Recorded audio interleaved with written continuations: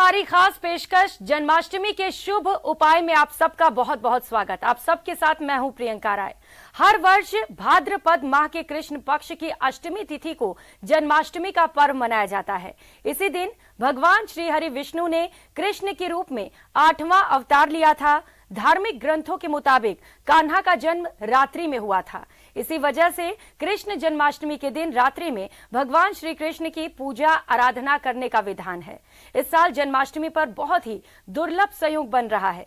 दरअसल इस बार जन्माष्टमी के दिन जयंती योग भी बन रहा है। हालांकि कृष्ण जन्माष्टमी की तारीख को लेकर लोगों के मन में संशय बना हुआ है। जन्माष्टमी को लेकर 2 तारीख सामने आ रही हैं।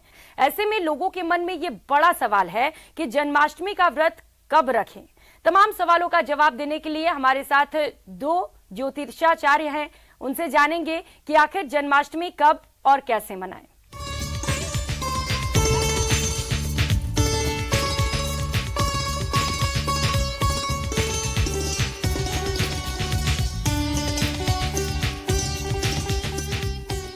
कई सारे सवाल इस वक्त लोगों के मन में है कि व्रत कैसे करें, कौन से दिन जन्माष्टमी मनाएं। तमाम सवालों के जवाब आज हम आपके बीच पेश करेंगे। हमारे साथ मेहमान जुड़ चुके हैं।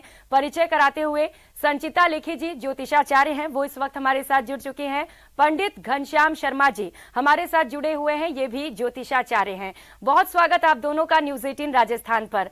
और शुरुआत घनश्याम जी आप ही के साथ करते हुए, पंडित जी, क्योंकि 2 अलग अलग तारीख बताए जा रहे हैं, एक तो आज का तारीख है और कुछ लोग कह रहे हैं कि कल जन्माष्टमी है।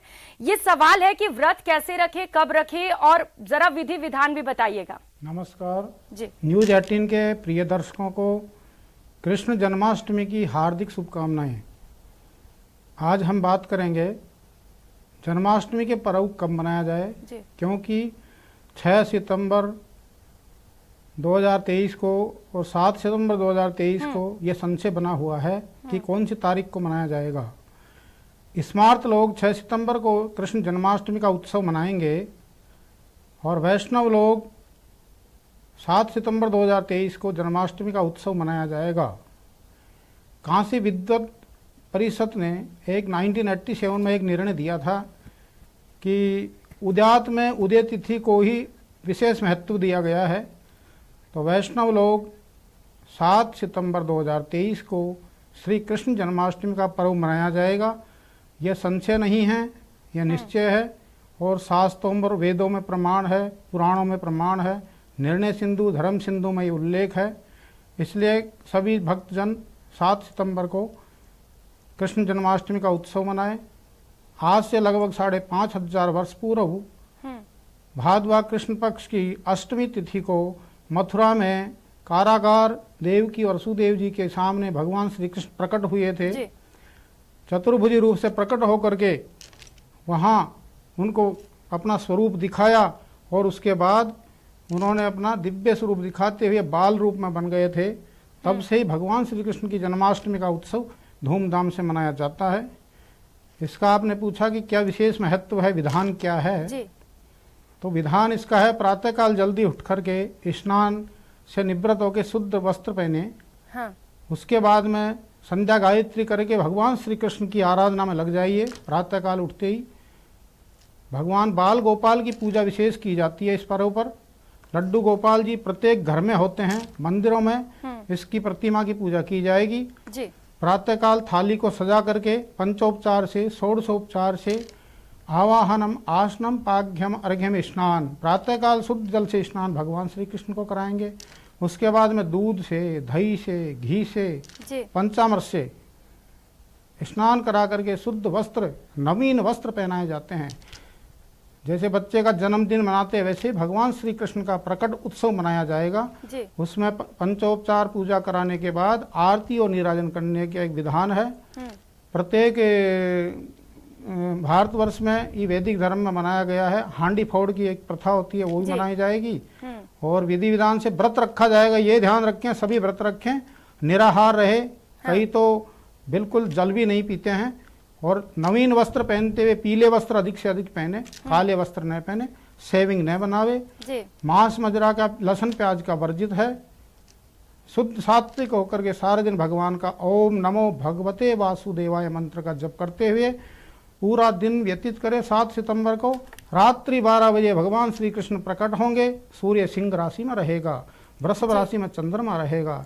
ऐसे ग्रहों का योग है, सर्व सिद्धि योग है, महालक्ष्मी योग है, बुधादित्य योग इस दिन कई सालों के बाद बना हुआ है। ऐसा दिव्य और भव्य पंडित जी, इस भगवान बार श्री कृष्ण का बेहद जन्म शुभ उत्सव मनाया संयोग जाएगा। बन रहा है और आपने बड़ी अच्छी अच्छी बातें बताई, क्योंकि भक्तों में कई सारे सवाल थे, जो कि आपने बताया कि पीले रंग के वस्त्र धारण करें, क्योंकि भगवान कृष्ण को ये रंग बेहद पसंद है। आपने बताया कि क्योंकि बाल गोपाल का जन्म इस दिन हुआ था, तो कैसे निर्जला व्रत रखकर भगवान को खुश करने की कोशिश भक्तों द्वारा की जानी चाहिए। संचिता लेखी जी भी हमारे साथ जुड़ी हुई हैं। संचिता जी, हालांकि पंडित जी ने तमाम सवालों के जवाब दे दिए हैं, लेकिन एक सवाल है, क्योंकि रात में पूजन करने की विधि विधान से परंपरा रही है, लेकिन दिन में भी कुछ लोग पूजा पाठ करते हैं, तो कैसे इसे करें, जरा इसे लेकर जानकारी दीजिएगा। बिल्कुल, तो जैसे हम शुरुआत से बताते हैं कि ये जो व्रत है ये बहुत इम्पोर्टेंट होता है, कि इसके बहुत सारे महत्व है। तो ये जो व्रत है ये कई लोग करते हैं जिन्हें धन की प्राप्ति नहीं हो रही है, जिनको पुत्र की आवश्यकता है, जो सुख समृद्धि चाहते हैं अपनी लाइफ में, और कहीं ना कहीं एक मोक्ष के लिए भी ये व्रत बहुत जरूरी होता है और हम सभी को करना चाहिए।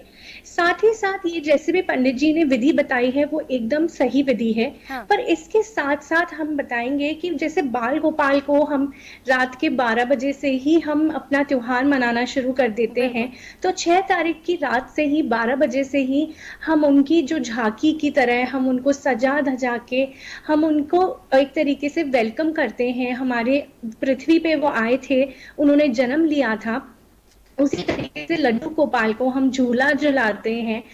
उसके अलावा मैं कुछ ऐसी चीजें बताऊंगी कि जो आज आपको अपने घर में लानी चाहिए, जो शुभ रहती है। जैसे कि हम बांसुरी जरूर खरीद के लाएं, चाहे वो लकड़ी की हो या चांदी की बांसुरी हो, वो भी हमें पूजा में रखनी चाहिए। और अगर पूजा के बाद हम अपने लॉकर में, अपनी तिजोरी में रखें, तो उसमें भी धन लाभ जरूर होता है। साथ ही साथ वैजयंती माला भी बोलते हैं कि जिन लोगों को धन की प्रॉब्लम रहती है, कि धन रुकता नहीं है या आता ही नहीं है उनके पास, तो वैजयंती माला जो है उनको आज के दिन लानी चाहिए और उसको भी मंदिर में रखना चाहिए, तो इसका भी लाभ उन्हें जरूर होगा। साथ ही साथ मैं बोलूंगी जैसे गाय और बछड़े की कोई छोटी सी मूर्ति भी वो खरीद के लाएं, तो वो भी बहुत शुभ रहता है। तो ये कुछ छोटी छोटी चीजें हैं जो आज के दिन आपको अपने घर में लानी चाहिए। साथ ही साथ आप हरे रंग का अगर कोई फल चढ़ाते हैं, जैसे कि हमारा नाशपाती हो गई या फिर आपके जो भी आप हरे रंग के अंगूर होते हैं, ऐसी चीजें हम हरे रंग का आज चढ़ाएं तो आपको लाभ आज के दिन का जरूर मिलेगा। आगे बढ़ते हुए हम कैंसर, जो हमारी कर्क राशि है, उसके ऊपर बात करते हैं। इनके लिए भी जो है सफेद रंग बहुत शुभ है।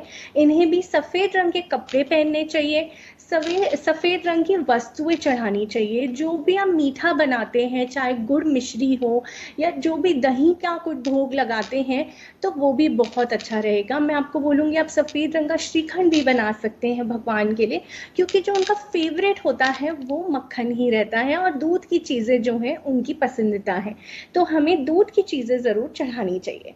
अब आगे बढ़ते हुए सिंह राशि के ऊपर चर्चा करते हैं। सिंह राशि जो सूर्य की राशि होती है, वैसे इनका जो कलर आ रहा है वो लाल रंग आ रहा है। जो रेड कलर आज आपको खुद पे ही पहनना चाहिए और रेड कलर की वस्तुएं जो हैं हमें कृष्ण जी पे ज़रूर अर्पण करनी चाहिए, जैसे कि लाल पुष्प हो गए, सेब आप चढ़ा सकते हैं, अनार चढ़ा सकते हैं, और लाल रंग की कोई भी मिठाई बना के जैसे आप वो भी चढ़ा सकते हैं। तो लाल रंग जो है सिंह राशि के लिए बहुत अच्छा है। आगे बढ़ते हुए कन्या राशि की बात करते हैं। कन्या राशि के लिए भी हरा रंग आ रहा है, कि हरा रंग जो है आपके लिए बहुत शुभ है। आपको भी आज के दिन जो है मोर का पंख अपनी पूजा में ज़रूर रखना चाहिए। उससे जो भी नेगेटिविटी होती है, बुराइयां होती हैं, वो ज़रूर दूर होती हैं और पॉजिटिविटी आपकी लाइफ में आती है। आपको भी मैं बोलूँगी धनिये की पंजीरी बना के आज भगवान को भोग में चढ़ानी चाहिए। जो पंजीरी होती है वो भगवान को बहुत ही पसंद है, तो वो आपको ज़रूर करना है। आप अमरूद, अंगूर या नाशपाती इस तरीके फल का भी भोग लगा सकते हैं। बड़ी अच्छी अच्छी बातें आपने बताई। आपने बताया कि वैजयंती माला लाने से, क्योंकि कुछ लोग बोलते हैं कि धन रुकता नहीं है या धन की कमी रहती है, ऐसे में इससे पार पा सकते हैं, तो निश्चित तौर पर ये उपाय भी लोगों को अपनाना चाहिए। आपने बताया कि मूर्ति की प्रतिष्ठा भी करनी चाहिए। जिन लोगों के घर में बाल गोपाल नहीं है, लड्डू गोपाल नहीं है, वो मूर्ति लाएं। अब जरा घनश्याम जी बताइएगा, प्रतिष्ठा करें कैसे, क्योंकि इसे लेकर भी कई सारे विधि विधान होते हैं जी। भगवान श्री कृष्ण का हम प्रकट उत्सव मनाने से पूर्व प्राण प्रतिष्ठा करेंगे। कैसे करेंगे ये हम आपको बता रहे हैं जी। पहले ध्यान करते हैं। करारविंदे न पदारविंदम मुखारविंदे विनिवेशयन्तम बटस्य पात्रस्य पुटे शयानं बालमुकुन्दं मनसा स्मरामि। कृष्णाय वासुदेवाय हरये परमात्मने प्रणतक्लेशनाशाय गोविंदाय नमो नमः।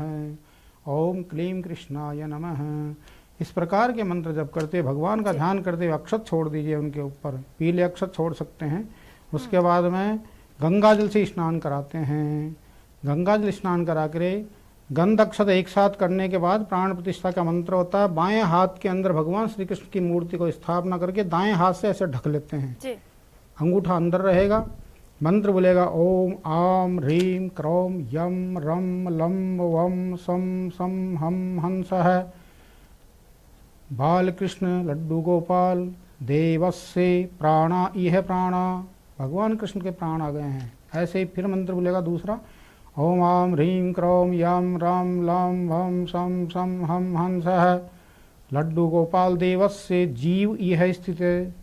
जीव की स्थापना होगी, प्राण की स्थापना होगी, पूरे शरीर में प्राण और जीव का संचार होने लगता है। ऐसा ध्यान करते हुए पुनः बोलेंगे ओम आम ह्रीम क्रौम यम रम लम वम सम सम हम हंस है अस्याः श्री लड्डू गोपाल देवस्य सर्वेन्द्रियाणि इहा गत्यम सुखम चिरम तिष्ठन्तु स्वाहा।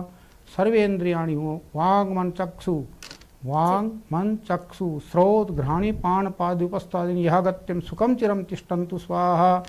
16 बार ओम का उच्चारण करते भगवान की प्रतिष्ठा करे।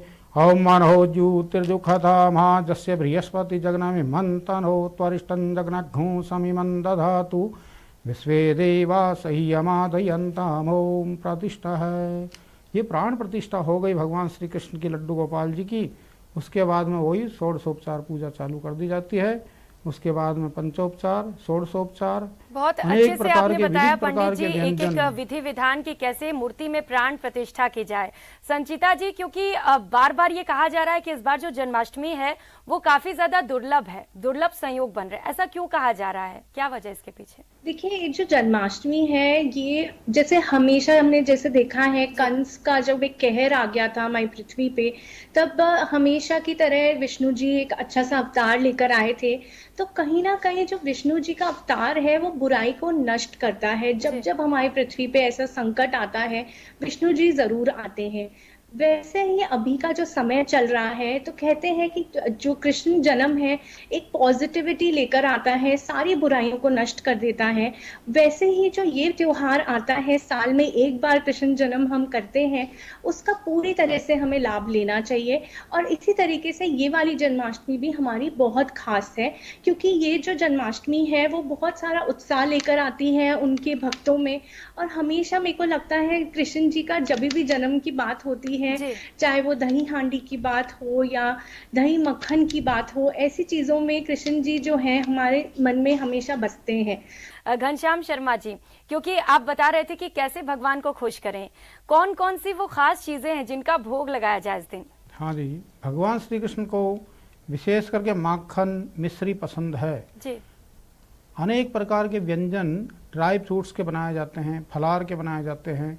विशेष करके पंजेरी बनाई जाती है। भगवान को पंजेरी बहुत पसंद है, केले के प्रसाद की बनती है और इससे धनिया से पंजेरी बनाई जाती है, जो भक्तगण उपहार में स्वरूप सबको बांटते भी हैं और खुद फलार के रूप में लेते भी हैं पंजेरी। उसके अलावा इसमें केले का प्रसाद, पंचामृत, इन चीज़ों का भगवान विशेष महत्व खाने पीने का। इसके अलावा अगर देखा जाए तो भगवान तो सबसे बढ़िया पसंद किसको करते हैं? माखन मिश्री को, क्योंकि जीवन भर इन्होंने ऐसा संयोग मथुरा वृंदावन में ऐसी रासलीला रची कि माखन मिश्री का भोग लगाया, लेकिन माखन मिश्री की चोरी भी बहुत करी। तो ये आनंद के साथ माखन मिश्री ज़्यादा खाते हैं। और फलार जो भी लगाओ, पत्रम पुष्पम फलम तो यम यो मे भक्त्या प्रयच्छति तदहम भक्ति प्रियतम अस्नामी प्रियतात्मने। भगवान को पत्र पुष्प फल या जल भी चढ़ा दोगे, मन से इच्छा से समर्पण करोगे तो वो ग्रहण करते हैं। ऐसे भगवान की लीला है। तो मन से किए गए समस्त कार्य, समस्त क्रियाएं और समस्त वस्तुएं वो ग्रहण करते हैं। विशेष करके जिन दाम्पत्य जीवन के लिए परिवार में कलह रहता हो, आर्थिक संकट रहता हो, उनको एक विशेष उपाय बताता हूँ। भगवान श्री कृष्ण का विग्रह है, आप ड्राइंग रूम में बाल गोपाल मंदिर में रहेंगे, ड्राइंग रूम में भगवान कृष्ण की गाय के साथ बंशी बजाते हुए, गाय चराते हुए की फोटो लगावे तो अवश्य ही उनके जीवन में आर्थिक संकट दूर होगा, पारिवारिक कलह दूर हो जाएगा। दूसरा उपाय, जिन व्यक्तियों के जीवन में संतान का अभाव है वो निश्चित रूपेण इस 7 सितंबर को भगवान श्री कृष्ण की लड्डू गोपाल की मूर्ति ला करके घर में प्रतिष्ठापना करें, जो पहले बताई गई है। मूर्ति प्रतिष्ठापना के बाद अभिषेक किया जाएगा 16 मंत्रों से।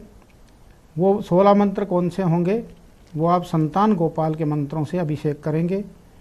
और दूसरा मंत्र इस प्रकार से जाप करेंगे, कृष्णाय वासुदेवाय हरहे परमात्मने प्रणत क्लेशनाशाय गोविंदाय नमो नमः। इस मंत्र की 11 माला करते हुए भगवान लड्डू गोपाल पर दूध का अभिषेक करते करते मनोकामना करें कि हमारे घर में तुरंत दूसरी साल लड्डू गोपाल अवश्य आ जाए। तो इस जन्माष्टमी की दूसरी जन्माष्टमी तक लड्डू गोपाल आपके घर में आ जाएंगे, संतान की प्राप्ति हो जाएगी। ऐसी भगवान की दिव्य लीलाएं हैं। बिल्कुल, भगवान को मन से कुछ भी अर्पित करो, भगवान उसे ग्रहण करते हैं, आशीर्वाद भी देते हैं। लेकिन भक्तों का दिल नहीं मानता और यही वजह है कि वो तमाम चीजें चढ़ाना चाहते हैं जिससे भगवान और भी ज्यादा खुश हों। संचिता जी, क्योंकि अभिषेक का भी अपना अलग महत्व है, कैसे भगवान का अभिषेक किया जाए? देखिए, जो अभिषेक करना है उससे पहले हमें उसकी तैयारी करनी होती है। जैसे पंडित जी ने भी बताया था अभी कि हमें पंचामृत से पहले उनका स्नान कराते हैं, दूध से कराते हैं, दही और उसमें अपना मक्खन डालते हैं। ऐसे हमारा जो पंचामृत है उससे कराना चाहिए अभिषेक। हमें साथ ही साथ गंगा जल से भी उनकी पवित्रता हो जाती है, उससे भी हमें करना चाहिए। साथ ही साथ जल से करना चाहिए। और जो भी आपके मन में इच्छा रहती है वो अपने मन में अच्छी सी इच्छा रख के और पूरे दिल से हमें उनका अभिषेक करना चाहिए। इसमें जो पुष्प है उसका भी कई तरह का महत्व रहता है। जैसे हमें पता है पीला रंग तो जो है कृष्ण जी का फेवरेट रहता ही है। साथ ही साथ मेरे को लगता है इसके कई सारे रंग होते हैं, जैसे ऑरेंज आ जाता है जो केसरी रंग होता है। दोनों मेहमानों ने बहुत अच्छी बातें बताई और निश्चित तौर पर जो सवाल हमारे दर्शकों के मन में रहे होंगे वो तमाम सवालों के जवाब भी मिल चुके होंगे। बहुत शुक्रिया आप दोनों मेहमानों का न्यूज़ 18 राजस्थान के साथ जुड़ने के लिए। बहुत शुभकामनाएं आप सभी को श्री कृष्ण जन्माष्टमी की। फिलहाल इतना ही, नमस्कार।